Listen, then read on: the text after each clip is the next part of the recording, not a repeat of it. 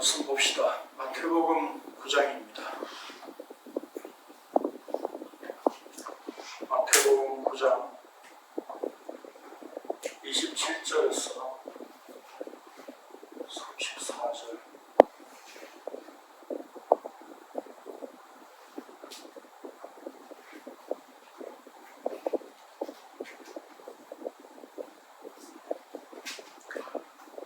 같이 읽겠습니다.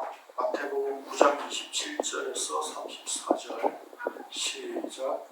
예수께서 거기에서 떠나가시세 두 맹인이 따라오며 소리질러 이르되 다윗의 자손이여 우리를 불쌍히 여기소서 하더니 예수께서 집에 들어가시매 맹인들이 그에게 나아오거늘 예수께서 이르시되 내가 능히 이 일을 할 줄 믿느냐 대답하되 주여 그러하오이다 하니 이에 예수께서 그들의 눈을 만지시며 이르시되 너희 믿음대로 되라 하시니 그 눈들이 밝아진지라.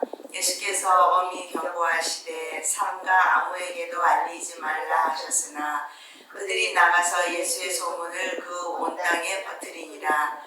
그들이 나갈 때에 귀신 들려 말 못하는 사람을 예수께 데려오니 귀신이 쫓겨나고 말 못하는 사람이 말하거늘 무리가 놀랍게 여겨 이르되 이스라엘 가운데 이런 일을 본 적이 없다 하되 바리새인들은 이르되 그가 귀신의 왕을 의지하여 귀신을 쫓아낸다 하더라.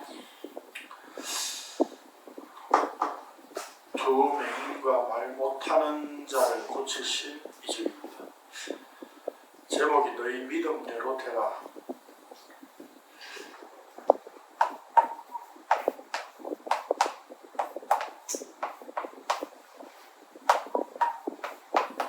이게 맞아요? 이렇게 맞아요? 되어라 하니까 어라 하니까 이게 이렇게 돼야 맞는 것 같은데. 근데 우리 성경에 그냥 이렇게 돼 있어요. 그러니까요. 되어라 하니까 이게 되라 이렇게 해야 맞는 것 같은데 우리 성경에 그냥 이렇게 돼 있어요. 그래서 그냥 제가 제목을 되라 이렇게 해놨는데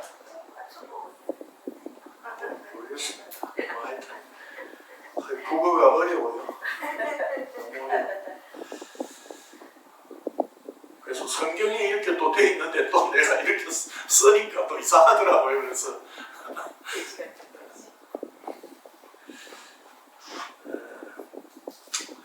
우리 성경에 복음서에 예수님께서 맹인을 요즘도 맹인이라고 안 하더라고요.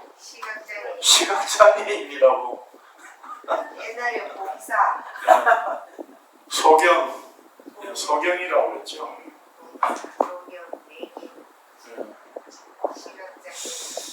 그래서 뭐 이게 하대하는 말인가요? 맹인이? 그냥 그래서 요즘 뭐 그냥 그게 이제 옛날에 뭐 우리가 그렇게 썼던 용어들인데 이제 문맹인 뭐 이런 말을 쓰니까 아마 그 맹인들에 대해서 조금 순화해서 그냥 시각장애인 이렇게 뭐 쓰는 것 같아요. 근데 이제 어쨌든 뭐 성경에 이렇게 돼 있으니까 맹인이라고 그냥 하겠습니다. 네. 그 우리 성경에 예수님께서 또 맹인을 고치신 이적이 몇 개가 있죠. 그래서 좀 헷갈려서 또 제가 도표로 또 좀 정리를 했습니다. 도표로 정리를 하고 그 특징을 이제 썼는데 봅시다. 오늘 본문이 이제 두 맹인 해가지고 마태복음 9장 27절에서 31절의 내용이죠. 그 뒷부분은 이제 말 못하는 자를 고치신 이적이니까 우리가 오늘 34절까지 보는 거고요. 그 다음 벳세다의 맹인을 본 마가복음 8장에만 나오는데 예수님이 눈에 침을 뱉고 안수하셨어요. 이때는. 그리고 요한복음 9장에 보면 나면서 맹인된 자가 있는데 제자들이 물었죠. 이 죄가 이게 맹인이 된 게 누구 죄 때문입니까? 그렇게 물었죠. 그 이적입니다. 그 표적인데 예수님께서 땅에 침을 뱉어서 진흙을 이겨서 눈에 바르고 실로암에 가서 씻으라 그랬어요. 이거 아마 다음에 한번 또 보겠습니다. 그 다음에 이제 또 한 절씩 되어 있는데 마태복음 12장 22절과 누가복음 11장 14절에 나오는데 그 바알세불 논쟁이 이어진다는 면에서 같은 본문으로 보여요. 그런데 마태는 귀신 들려 눈 멀고 말 못하는 자라고 표현을 했고 누가복음은 그냥 말 못하는 자에다가 초점을 두고 기록을 하고 있어요. 그러니까 같은 사건인데 마태는 눈 멀고 말 못하는 것으로 표현을 하고 있고 그래서 조금 차이는 있습니다. 그 다음에 이제 우리가 지난번에 봤던 그 거지 바디메오 마태복음에는 두 맹인이라고 했죠. 그런데 이제 여기 빠졌는데 누가복음에는 길가에 구걸하는 한 맹인이라고 했죠. 한 맹인. 그리고 마가복음에는 거지 바디메오라고 이렇게 표현을 하고 있고. 그래서 마태는 오늘 본문도 그렇고 마태복음 20장에도 그렇고 두 맹인이라고 이야기하고 있어요. 그 의미가 뭐라고 그랬죠? 예, 두 사람의 증인을 눈먼 증인을 지금 들이대고 있는 거예요. 마태가. 좀 이따 설명하고요. 그래서 이렇게 이제 그 내용이 나오는데 여기는 이제 그 마태복음에는 눈을 만지셨다 이렇게 돼 있고 마가복음과 누가복음에는 이제 너가 내 믿음이 너를 구원했다 이렇게 이제 말씀하고 있는 차이가 조금 있습니다. 어쨌든 맹인을 고치신 그 외에도 뭐 예수님께서 많은 맹인들과 많은 병자들을 고치시리라 이렇게 언급된 표현들은 많이 있습니다. 그러나 직접적으로 이렇게 사건을 기록하고 있는 것은 이렇게 그 5개입니다. 그러면 우리가 맹인의 눈을 뜨게 하신 이 이적이 예수님께서 여러 가지 방법들로 사용을 하셨는데 물론 그 방법들 속에서 나타내신 의도가 예수님께서 있습니다. 그거는 우리가 이제 각 이적들을 살펴볼 때 구체적으로 보기로 하고요. 중요한 것은 뭡니까? 맹인의 눈을 뜨게 했다는 거죠. 그 눈을 뜨게 했다는 것의 의미를 우리가 이제 좀 살펴보는 것이 필요합니다.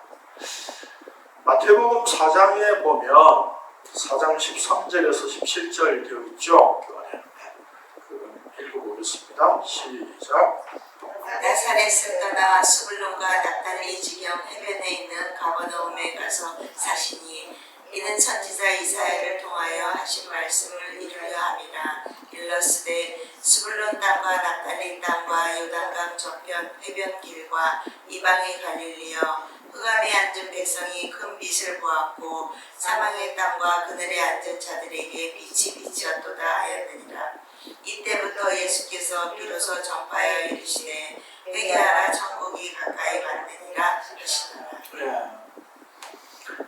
자, 천국은 흑암에 앉은 백성이 큰 빛을 보는 것으로 설명을 하고 있어요. 천국, 다시 한번 좀 정리를 하죠. 또 천국, 보통은 마태는 천국이라고 표현하고 있어요. 이거를 풀어서 하면 뭡니까? 하늘나라죠. 마태는 하늘나라 이렇게 표현하고 있어요. 마태는 유대인들을 위해서 기록을 했다 그랬죠. 1차 독자가. 그러니까 마태는 여기에 하나님이라고 하는 용어를 안 쓰고 싶은 거예요. 그래서 다 천국, 우리 말로 번역할 때는 하늘나라 이렇게 번역하고 있어요. 그리고 하나님 나라, 누가나 마가에는 이제 하나님 나라라고 나옵니다. 그러면 하나님 나라죠. 그러면 자, 그 본래 근데 성경에서 이야기하는 것은 하나님 왕국이에요. 네. 원래 헬라 원어가 나라라고 쓰지 않고 왕국이라고 킹덤이라고 써 있어요. 그러니까 사실은 하나님 왕국인데 우리가 이렇게 이제 천국을 이야기할 때에 천국이 어떤 거냐 이제 이렇게 물으면 보통은 뭐라고 답합니까? 죽어서 가는 나라 뭐 그런 것도 있고 또요. 좀 배웠다 하는 사람은 하나님의 통치라고 하죠. 통치. 하나님의 통치. 하나님 나라를, 하나님 왕국을 이렇게 정의하면 뭐가 문제입니까?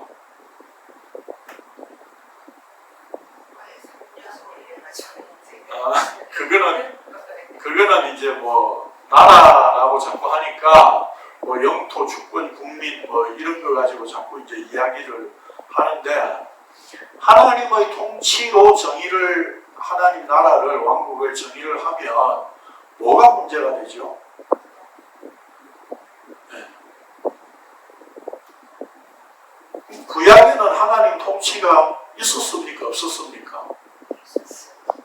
하나님 통치가 있었잖아요. 그러면 여기 문제가 생기죠. 무슨 문제입니까? 예수님이 하나님 나라가 가까이 왔다 했잖아요. 그러니까 그럼 구약에는 하나님 나라가 없었다는 이야기가 되잖아요. 그러니까 하나님 나라를, 하나님 왕국을 하나님의 통치로만 정의를 하면 안 된다 이 말입니다. 이 말을 제가 하고 싶은 거예요. 네. 네. 하나님의 통치로 정의하면 구약에는 하나님의 통치가 없었느냐 이 말이에요. 예수님이 하나님 나라가 가까이 왔다고 그랬잖아요. 그러니까 하나님 나라를 우리가 정의할 때, 하나님 왕국을 정의할 때 어떻게 정의해야 됩니까? 그러면 하나님께서 한 인격체 안으로 불러 다스리는 형태. 여기 하나님 나라예요. 여기 하나님 왕국이에요.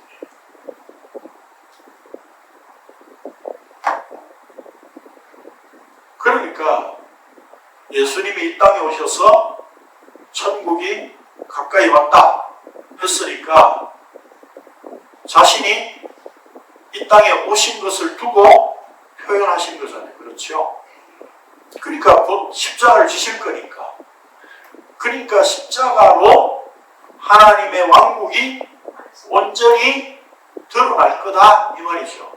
그렇죠? 그러면 결국 하나님 왕국은 뭡니까? 예수 그리스도. 그러니까 한 인격체가 누굽니까?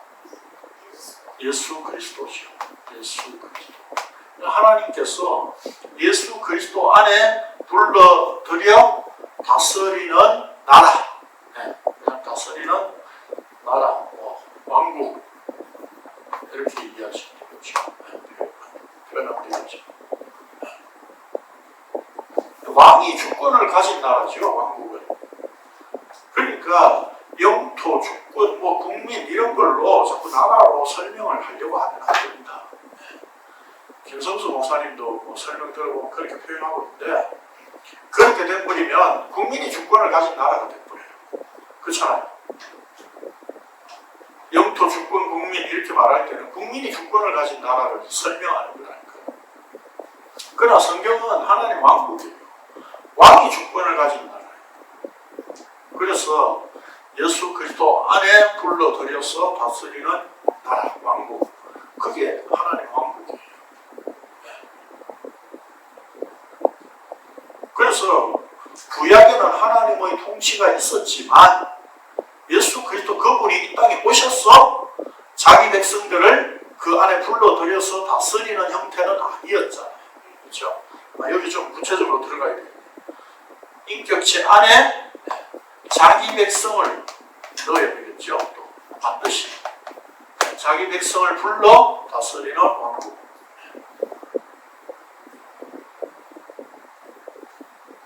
그러면 지금 예수님께서 여기 마태복음 4장에 보면 천국이 가까이 왔다 했는데 어떤 것으로 그 천국이 드러난다고요?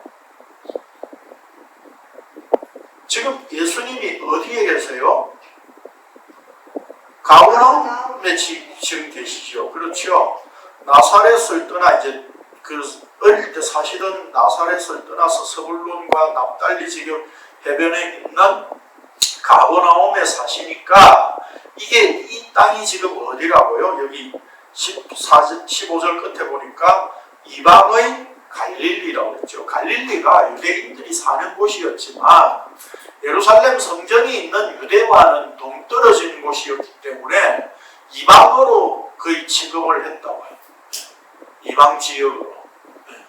그래서 이방 땅에 지금 예수님이 오셔서 그 가버나움에서 지금 그 갈릴리 사람들에게 지금 이적을 나타내고 하는 이런 모든 것들이 바로 흑암에 앉은 백성이 큰 빛을 보고 사망의 땅과 그늘에 앉은 자들에게 빛이 비치게 하신 거다. 이거 우리는 창세기 하면서 했죠. 하나님께서 빛을 창조하시니까 그 빛을 창조하셨다는 의미가 뭐냐라고 하는 것을 우리는 창세기에서 이미 살펴봤었습니다. 그러니까 그렇다면 예수님이 빛이 되신다는 사실을 뭘로 보여준다는 겁니까? 흑암에 앉은 백성이 빛을 보는 거죠. 그 흑암에 앉은 백성을 상징하는 인물이 누구냐면 맹인들이다 이 말입니다. 그런 점에서 예수님께서 맹인의 눈을 뜨게 하시는 거예요. 그걸 이미 이사야서 35장에 보면 방금 우리가 읽은 이 구절도 이사야서 9장의 인용인데 이사야 35장에 보면 이렇게 기록을 하고 있습니다. 교환에 있는 대로 이 페이지에 읽겠습니다. 시작. 그때 맹인의 눈이 밝을 것이며 못 듣는 사람의 귀가 열릴 것이며 그때 저는 자는 사슴같이 들릴 것이며 말 못하는 자의 혀는 노래하리니 이는 광야에서 물이 솟겠고 사막에서 시내가 흐를 것이니라. 맹인의 이 지금 천국을 이사야 선지자가 메시아가 오시면 메시아로 말미암아 주어지는 천국이 온다는 거죠. 그렇죠? 그때에 어떻게 된다고요? 맹인이 눈이 밝아지고 못 듣는 사람의 귀가 열리고 또 말 못하는 자는 어떻게 한다고요? 노래를 한다. 그러니까 광야는 물이 솟아나고 사막에서 시내가 흐른다. 이 물이 솟아난다는 의미는 뭐예요? 생명을 이야기하는 거죠. 생명. 그러면 결국 생명이 주어진다는 것은 맹인이 눈을 뜨고 말 못하는 자가 말을 하는 거다. 이걸 역으로 이야기하면 뭐예요? 역으로 이야기하면 지금 이스라엘의 상태는 생명이었고 맹인이고 말 못하는 존재들이다 라고 하는 것을 지금 이사야 선지자가 얘기를 하고 있는 거예요. 그 다음에 구절을 보면 나옵니다. 이사야 55장 3절에서 5절입니다. 읽겠습니다. 시작. 너희는 귀를 기울이고 내게로 나와 들으라. 그리하면 너희의 영혼이 살리라. 내가 너희를 위하여 영원한 언약을 맺으리니 곧 다윗에게 허락한 확실한 은혜이니라. 보라 내가 그를 만민에게 증거로 세웠고 만민의 인도자와 명령자로 삼았나니 보라 내가 알지 못하는 나라를 내가 부를 것이며 너를 알지 못하는 나라가 내게로 달려올 것을 여호와 내 하나님 곧 이스라엘의 거룩하신 이로 말미암으리라. 이는 그가 너를 영화롭게 이스라엘을 어떤 존재로 세웠다고요? 네, 4절에 보니까 증인으로 세웠다. 증인은 뭐예요? 증인의 요건이 뭐예요? 네, 현장을 봐야 되고 그 본 것을 말해야 되는 거예요. 그렇죠? 그런데 이스라엘을 증인으로 세운데 이스라엘은 어떻다고요? 맹인이고 말도 못하는, 옛날 말로 표현하면 벙어리, 그런 존재다. 기머거리, 못 듣는 그런 존재다 라고 하는 것을 이사야 선지자가 지금 폭로하고 있는 겁니다. 그런데 하나님께서 어떻게 하신다고요? 그 앞에 말한 35장에 말한 나라가 어떻게 된다고요?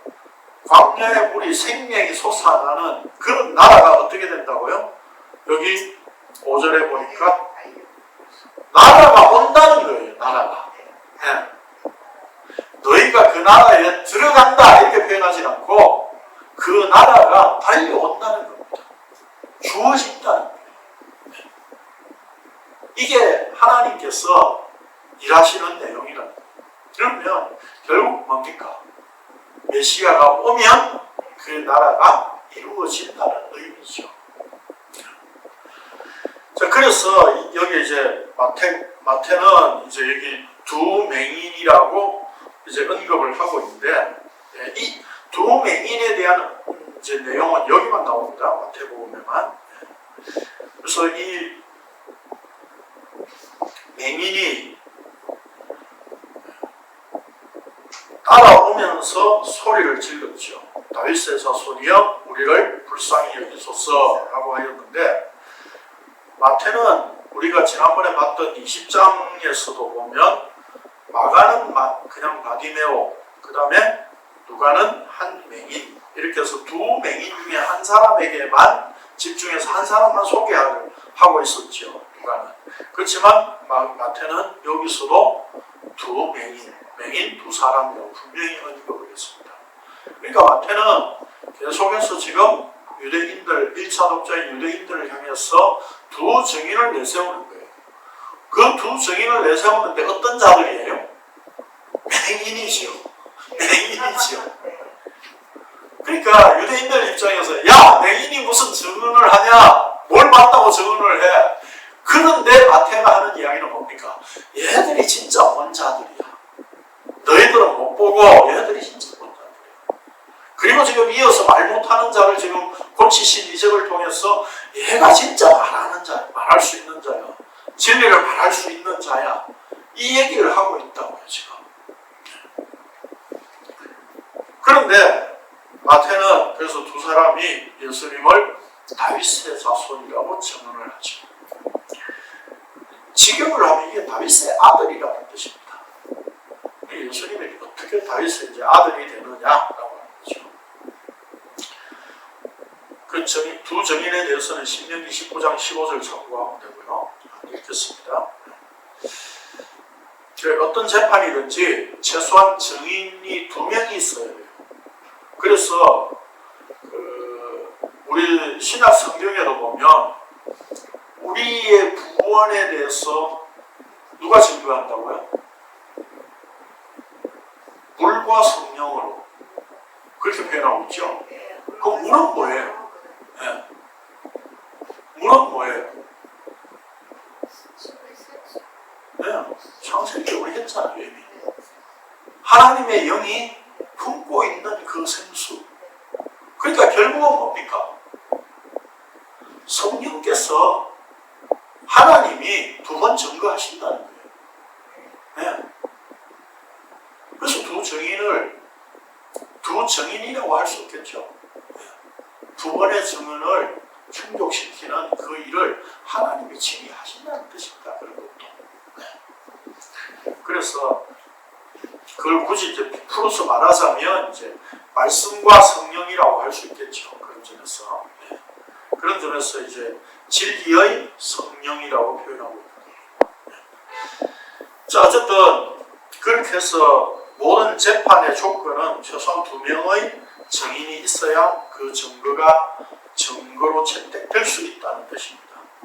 자, 그래서 마태는 1장 1절에서 예수님께서 다윗의 후손으로 오셨다고 이미 선언했습니다. 우리 성경에 보면 뭐라고 되어 있죠? 아브라함과 다윗의 자손 예수 그리스도의 계보라 이랬는데, 이걸 직역을 하면 예수 그리스도의 역사 계보는 이러하니라. 이게 히브리어로 말하면 톨레도트예요. 창세기하면서 말씀드렸죠. 이게 히브리어로 말하면 톨레도트예요. 계보. 그런데 그는 다윗의 자손이고 아브라함의 자손이니라 그랬어요. 이 직역하면 되는데, 그러니까 우리 성경은 그 맛을 지금 헬라어 성경의 맛을 못 살리고 있는 거죠. 네. 우리 성경에는 번역하면서 그냥 아브라함이 역사적으로 앞에 오니까 그냥 아브라함을 앞에 갖다 붙인 거예요. 그런데 헬라어 성경에서 분명히 다윗을 먼저 강조하고 있어요. 그리고 그 다음 솔로몬 이후에 쭉 다 왕들이잖아요. 그런데 본문을, 마태복음 1장 본문을 보면 다윗만 다윗 왕을 낳으리라, 이새가 다윗 왕을 낳으리라 이렇게 나오고 있어요. 잘 모르십니까? 네, 1장 봅시다. 1장 봅시다. 뭐 그냥 아시리라는 생각을 하고, 네. 마태복음 1장을 보면 6절에 이새는 다윗 왕을 낳으리라 그랬죠. 다윗은 우리아의 아내에 이어서 솔로몬 왕을 낳고 이렇게 안 돼 있다고요. 그 뒤에도 솔로몬 이후에도 로보암 뭐 쭉 이 다 왕이잖아요. 아비야 다 왕이라고. 그런데 다윗에게만 왕이라고 붙이고 있어요. 그리고 이게 나중에 뭐 마태복음 할 기회가 있으면 설명드리겠지만 구체적으로 14대씩 끊어서 하는 것도 다윗을 중복해서 다윗을 언급을 하고 있어요. 그렇게 해서 7대를 2번 겹쳐서 14대를 3번을 이렇게 완벽하게 3번을 조합을 하고 있어요. 그게 마태복음 1장 족보예요. 그러니까 여기에 이 족보를 통해서 당연히 집중해야 하는 인물은 누구예요? 다윗 왕이라고요. 네. 아브라함은 다윗 이전에 이제 하나님의 언약이 있었으니까, 아브라함은 또 유대인들은 아브라함은 또 자손이라고 생각을 하고 있으니까 당연히 그냥 아브라함을 언급한 거예요. 그러나 이 마태복음 1장 족보에서 강조하고 싶은 인물은 다윗 왕이다. 다윗 왕을 중심으로 2번을 언급하면서 14대를 이렇게 기준을 맞추었고, 네. 그래서 다윗 왕을 강조하고 있어요. 그러면 예수님이 예수 그리스도의 새로운 역사가 시작되는데, 이분의 역사는 뭘 근거로 하고 있다고? 아브라함 언약을 근거로 하고 있지만 더 중요한 것은 다윗 왕의 후손으로 오신 분이다. 다윗 언약에 근거해서 다윗 왕의 후손으로 오신 이분은 왕이시다 라고 하는 왕의 계보를 지금 소개하고 있는 거예요. 그러니까 이 지금 그 맹인이 예수님을 다윗의 후손이다 라고 이렇게 선을 하고 그렇게 불렀던 그게 단순히 그냥 다윗의 자손입니다, 다윗의 후손입니다 이런 의미가 아니라 뭐 다 유대인들 다 다윗의 후손이라고요. 네. 그런데 예수님을 향해서 지금 다윗의 후손이다, 그리고 불쌍히 여기소서라고 했죠. 불쌍히 여기소서는 이미 설명드렸죠. 다른 2절 할 때도 왜 불쌍한 상태라고요? 목자가 없는 상태. 그런데 목자는 구약에 보니까 왕의 계나. 네. 그래서 이스라엘 가운데 사무엘이 다윗을 기름 부어 세울 때에 우리에게 목자를 세운다 했잖아요. 그러니까 이 목자 없는 상태라고 하는 것은 왕이 없는 상태라고 하는 개념과 같은 개념이에요.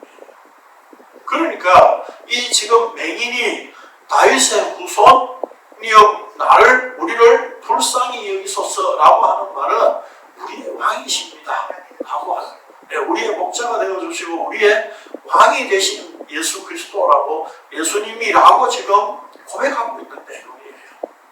네.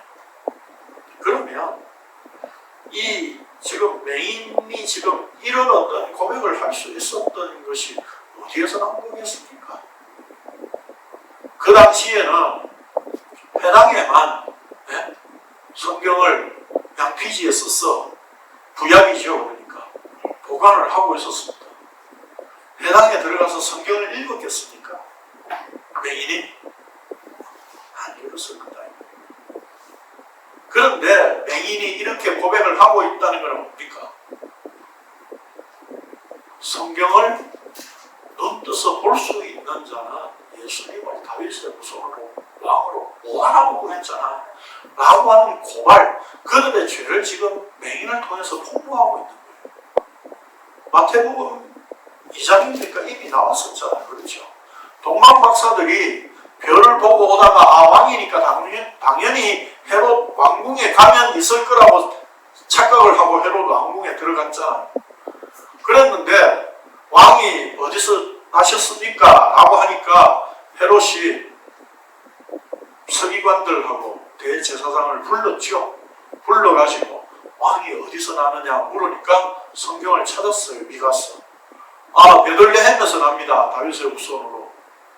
그렇게까지 다 얘기를 했다고요. 했는데도 그들은 그 왕에게 가서 경배하거나 찾아가지를 않았죠. 전혀. 그건 무슨 뜻입니까? 성경을 보고 그들이 메시아가, 왕이 어디서 나실 것인가 라고 하는 것을 베들레헴이라고 성경을 꿰고 있었지만 그들에게 베들레헴은 중요하지 않았던 겁니다. 예수님의 오심은 왕의 오심으로 인정하지 않았던 겁니다. 그게 유대인들이었다는 말입니다.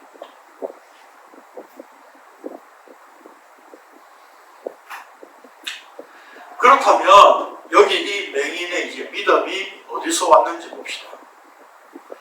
예수님이 이렇게 물었죠. 내가 능히 이 일 할 줄을 믿느냐? 라고 물었어요. 그렇다면 이렇게 물으신 것은 하나님께서 그를 불쌍히 여기신 것에 근거하고 있고, 그 불쌍히 여기신 것 때문에 이 맹인을 통해서 믿음이 드러나도록 확인하신 겁니다. 그것을 어떻게 하셨느냐 하면 예수님께서 본문에 보면 뭐라고 되어 있죠? 그들의 29절에 눈을 만지시며, 지난번에 바디메오 할 때는 마태복음에는 만지셨다는 내용이 나오고 마가와 누가에는 내 믿음이 너를 구원했다 이렇게 선포된 그 믿음이 예수님께서 만지신 것이라고 했죠. 그래서 만지신 것에 대해서 거기서 내가 구체적으로 설명을 안 드렸는데 오늘 드리려고 그래요. 여기 만지셨다는 의미가 이제 뭐냐라고 하는 거예요. 헬라어로는 하프토마이라고 하는 말이에요. 하프토마이. 교재에 되어 있죠? 이 말이요. 혈루병 앓는 여자들이 예수님께 옷가에 손을 댔죠. 그렇죠? 그 만진 거예요. 그러면 그 혈루병 여자가 고침을 받을 수 있었던 것은 그 옷가에 만졌다는 의미가 뭐라고 그랬죠? 이거 할 때.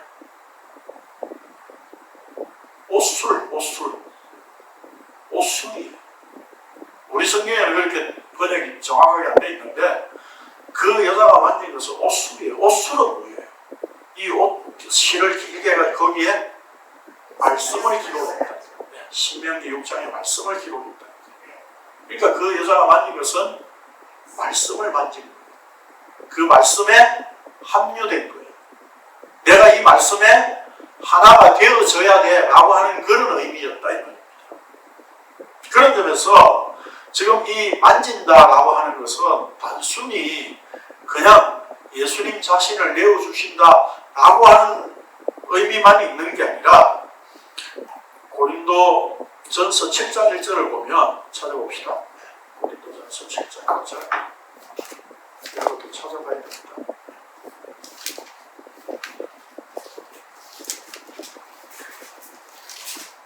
장 1절에 보면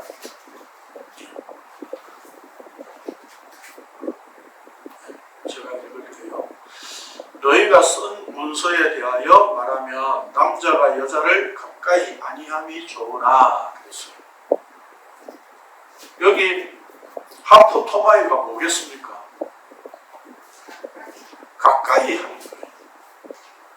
만지는 것, 손을 대는 것, 가까이 하는 것, 또는 남녀가 성관계하는 것. 이게 만지는 것으로 얘기를 하고 있어요. 같은 단어예요. 그러니까 이 단어의 의미는 뭐예요? 부부가 성관계로 하나 되는 것. 그런 의미가 있다. 네. 골로새서 2장 21절에 보면 골로새서도 좀 찾아볼까요? 골로새서 2장 1절에 보면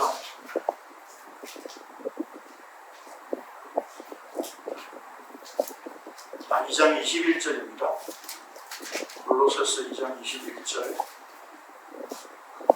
곧 붙잡지도 말고 맛보지도 말고 만지지도 말라 하는 것이니 이게 뭐예요 지금? 음식에 대해서 얘기를 하고 있는 거죠 지금 바울이. 네. 그래서 음식을 만지는 것을 지금 이야기를 하고 있는 거예요. 그러면 음식을 만지는 것조차도 안 된다는 뜻입니까? 음식을 만지고 먹는다는 의미는 뭐라고 그랬죠? 네, 하나가 된다는 의미라고 그랬죠.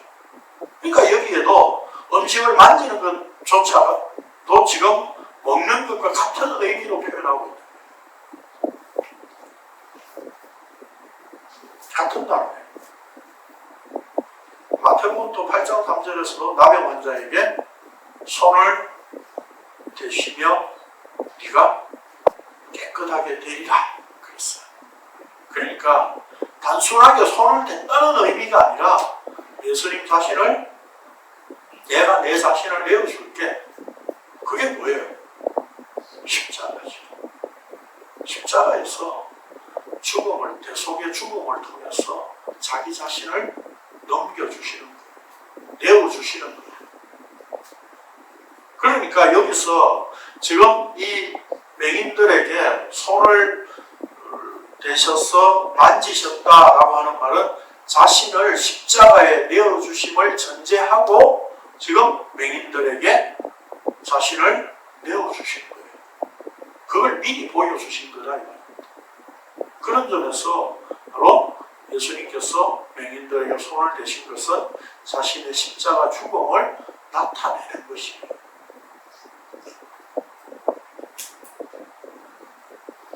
그렇다면 여기서 이 맹인이 내가 능히 이 일 할 줄을 믿느냐라고 했을 때에 주여 그러합니다 라고 대답할 수 있었던 것은 뭡니까? 이미 예수님께서 자신을 십자가에 내어주실 것을 전제하고 이 맹인을 만나셨다는 거죠. 그리고 그것을 너희들에게서 나온 것이 아니라 나한테서 주어진 거야 라고 하는 것을 가시적으로 보여주는 게 뭐예요? 그들의 눈을 만지신 거예요. 그런 점에서 바로 이 이적도 예수님 자신의 십자가를 나타내는 표준, 십자가를 전제하고 하는 거예요.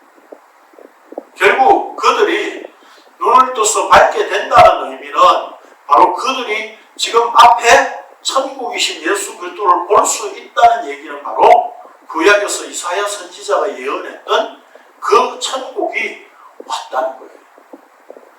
그래서 예수님이 천국이 가까이 왔느니라 라고 할 때의 이 말씀의 의미는 바로 이렇게 맹인들의 눈을 떠서 밝게 함으로 말미암아서 구약의 이사야 선지자가 예언했던 천국이 너희들에게 달려올 거다라고 하는 것을 이 맹인에게 지금 보여주신 거예요. 그래서 맹인이 예수님을 따라오면서 소리 질렀다고 표현하고 있지만 사실은 뭡니까? 예수님이 그들을 찾아가신 거죠. 찾아가신. 그래서 그들에게 예수님 자신의 믿음을 넘겨주신 거예요. 그래서 내가 이 일을 너희 할 줄을 믿느냐라고 했을 때에 그 믿음의 주체는 예수 그리스도예요. 네. 제자들이, 그 맹인들이 내가 믿습니다 라고 고백했다는 것이 중요한 것이 아니다 이 말입니다. 네. 믿음을 넘겨주신, 내가 이 일을 너희 할 줄을 믿느냐라고 하는 믿음이 하시는 일을 그들이 예수님께서 눈을 만지셔서 그대로 지금 나타내신 것을 그들은 확인하게 된 거예요. 그런 점에서 그렇다면 이제 너희 믿음대로 되라 라고 하신 것이 무슨 뜻입니까? 단순히 맹인들의 믿음이 아니라 바로 맹인에게 주어진 믿음, 다른 말로 하면 예수 그리스도의 믿음대로 되는 거예요. 예수 그리스도의 믿음대로 된다는 의미는 뭐예요? 단순히 눈을 뜨는 게 아니라 맹인이 눈을 떠서 밝은 빛을 보게 되는 그것이 천국 하나님 왕국이 이 땅에 임한 것이다 라고 하는 것을 드러내는 것이 된다.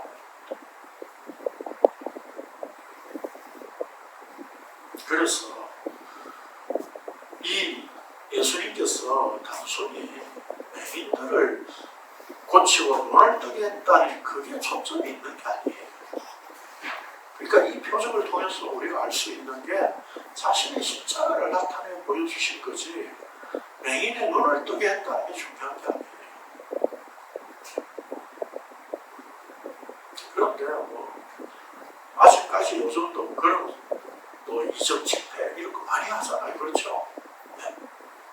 손땡철 장로 이런 사람들이 막 모여가지고 그런 집회 막 하고 기도하고 이러면 막 무슨 병을 고쳤다고 막 간증도 하고 막 그러잖아요.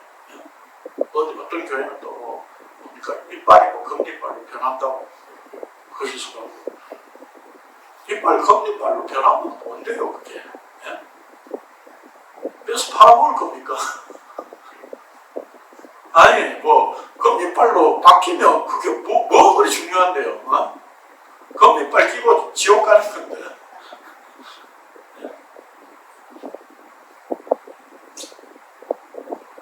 그래서 우리가 그런 것들부터 이미 믿음이 잘못되어 있는 거예요.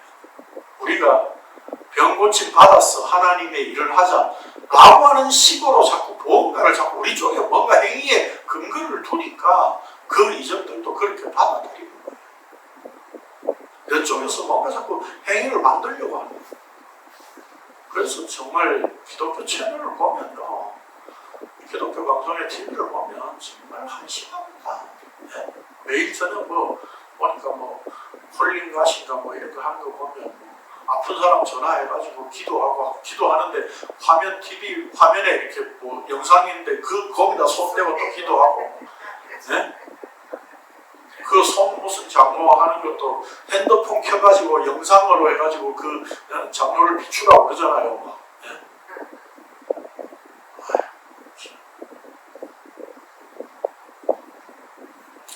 원격 진료는 예수님이 먼저 하셨어요. 근데 그게 십자가로 끝났다니까 이제. 네?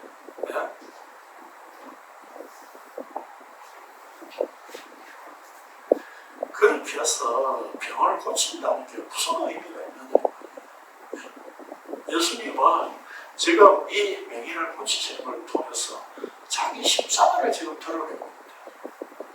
내가 십자가에 죽어서 내 자신을 내어줄 거야. 그게 만지셨다는 의미라니까요. 그런데 예수님 자신의 십자가 대속의 죽음, 그 은혜를 우리가 받았으면 그게 하나님께서 우리에게 주시고자 하시는 글쎄 전부지 뭐 다른 것도 뭐 있습니까? 네? 없어도 상관없잖아요.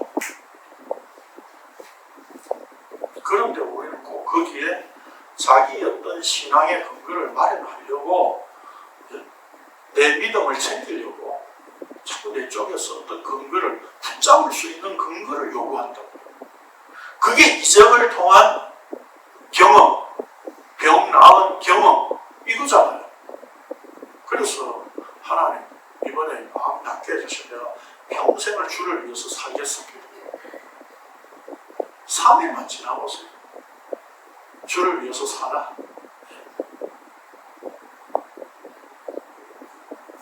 그렇게 해서 병 고쳐서 하나님을 위해서 사는 존재라면 사도 바울 같은 사람이 벌써 많이 나왔어야 되잖아요. 그들 말로 표현하자면 그렇다는 겁니다. 뭐 사도 바울도 그런 의미도 아니지만 그들은 또 위대하다고 또 사도 바울을 그렇게 얘기하니까. 그런데 여기 한번 잘 보십시오. 이 이적에 참 재밌는 게 있어요. 참 재밌는 걸 제가 발견했어요.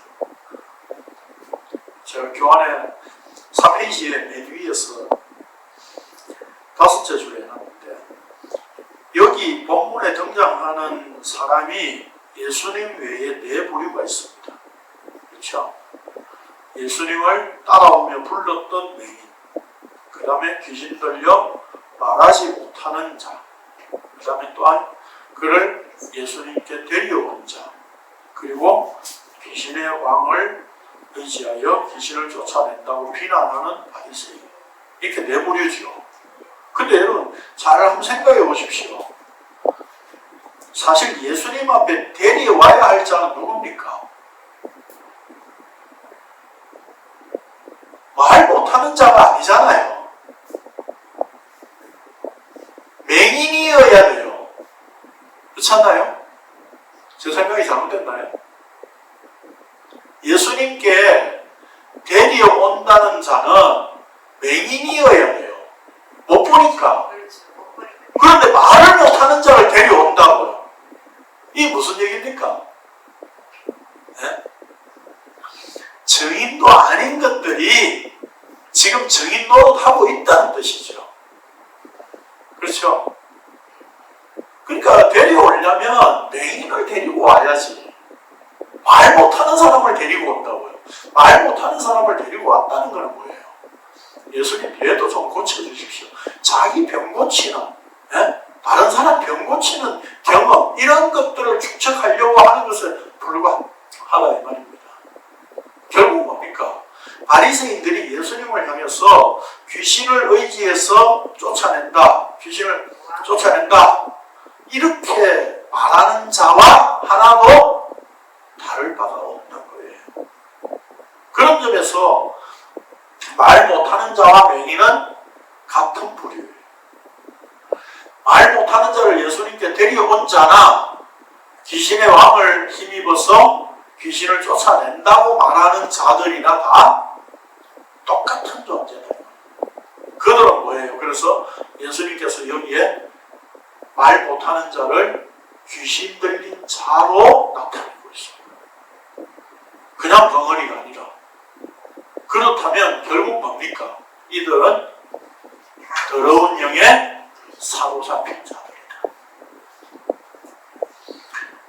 보지 못하고 진리를 보지 못하고 진리를 말하지 못한다는 것은 더러운 영에 사로잡힌 상태다라고 하는 걸 보여주고 있는 거예요. 자, 그래서 요한복음 9장에 이제 날 때부터 맹인된 자에 대한 구절에 보면 이런 구절이 있습니다. 요한복음 9장 39절에서 41절 읽겠습니다. 시작.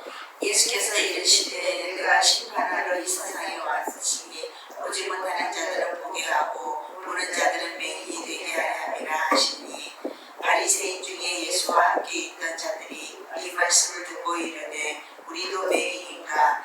예수께서 이르시되 너희가 맹인이 되었다면 죄가 없으려니와 본다고 하니 너희 죄가 그대로 있느니라. 여러분 진리를 보십니까? 내가 진리를 알고 내가 이제 진리를 보게 됐다는 그게 죄라니까요. 네. 그러니까 우리가 감히 내 지식으로 성경을 이제 제대로 해석하게 됐어. 내가 예수를 알아, 십자가를 알아 라고 하는 건 얼마나 큰 왕의 소리입니까 사실. 네. 내가 내 지식으로 본다고 하는 그 자체가 그게 죄라니까요. 그게 죄인 줄 알아야 되는 거예요. 그래서 제가 강론하는 이것도 쓰레기라고 말씀드리는 겁니다. 이게 쓰레기가 아니고 내가 여러분들에게 정말 진리를 전해주고 있어 하는 순간 그 진리는 뭐예요? 제대로 보지 못한 진리에 불과한 거예요.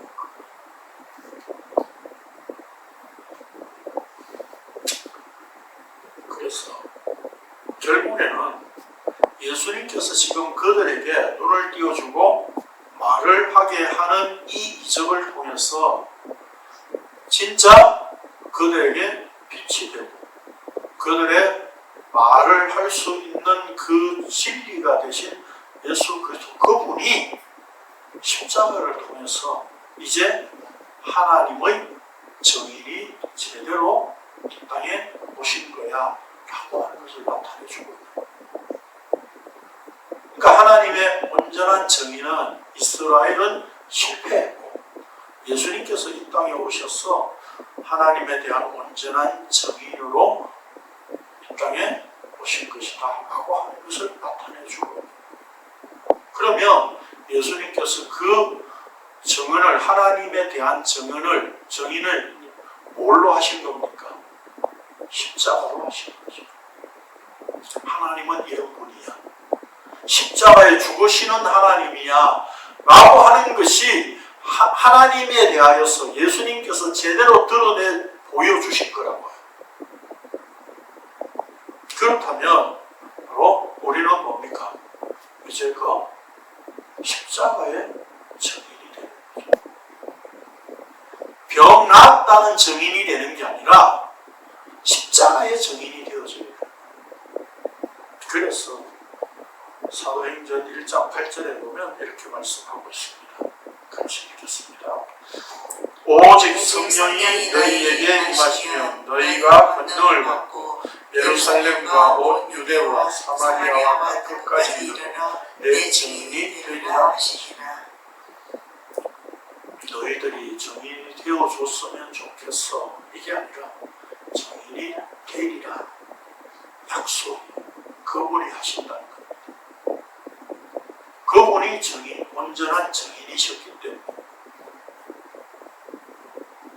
그래서 우리가 보는 것, 듣는 것, 말하는 것, 그것은 진리가 아닙니다. 이 땅에서 성경 해석을 아무리 잘하고 그 해석을 가지고 줄줄 외면서 설교하고 강론한다고 할지라도 그것은 진리가 아닙니다. 십자가 예수 그리스도라는 진리 안에 있어야 제대로 본 것이고 제대로 들은 것이고 제대로 진리를 말하는 것입니다.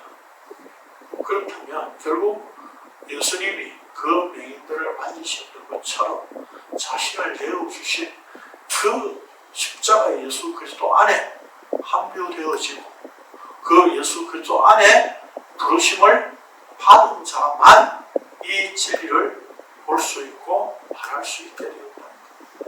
이걸 믿음이라고 얘기합니다. 이걸 믿음이라고 얘기합니다.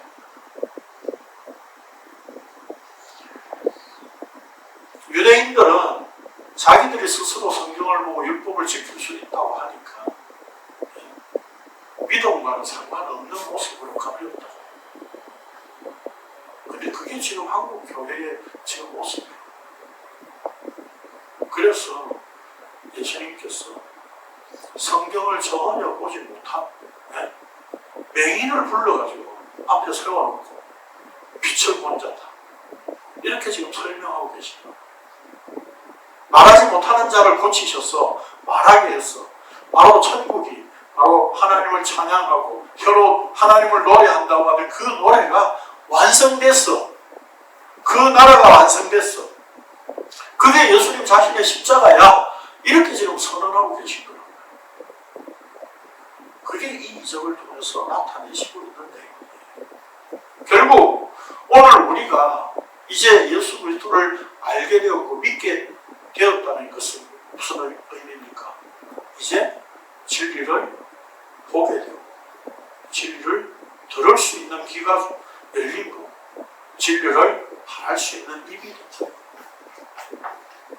그래서 예수님께서 정인이 되리라라고 하신 이 말씀의 성취가 예수님의 십자가로 말미암아 이루어진 일이다.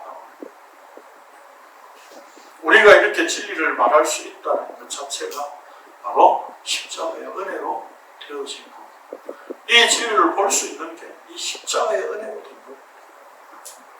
이 진리를 들을 수 있는 귀가 열린 것, 이게 십자가 은혜로 된 것이라니까요. 우리가 노력해서 얻은 겁니까? 공부해서 하게 된 겁니까?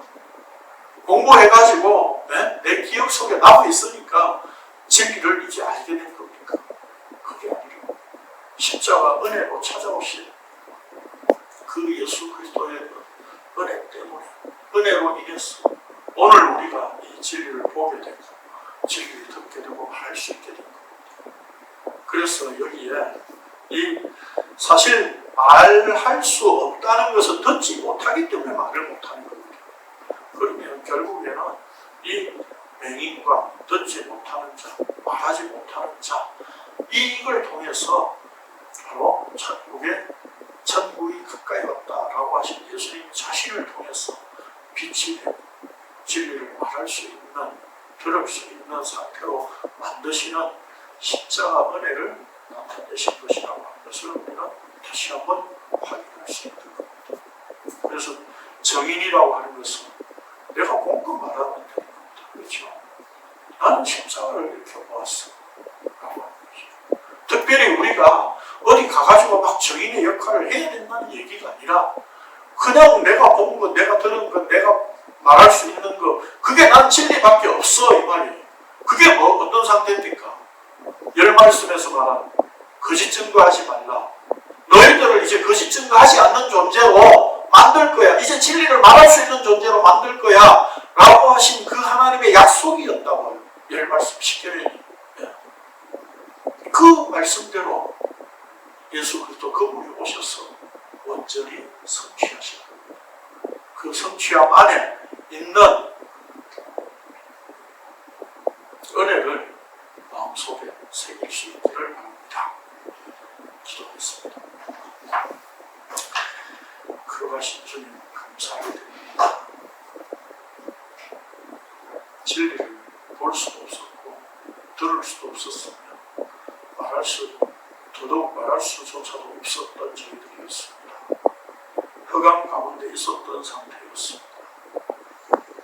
하나님께서 친히 이 땅에 오셔서 증인이 되어주신다고 말씀하시고 약속하신 그대로 흑암 가운데 빛이 되신 예수 그리스도로 말미암아 그 십자가로 자신을 내어주신 그것으로 말미암아 우리에게 믿음이 되신 예수 그리스도 그분으로 말미암아 이제 우리가 진리를 보게 되고 말할 수 있게 되고 들을 수 있는 이 놀라운 은혜를 오늘 우리가 입었습니다.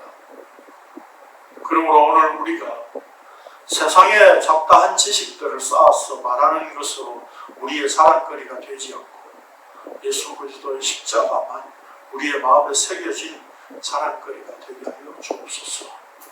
예수님의 이름으로 기도합니다.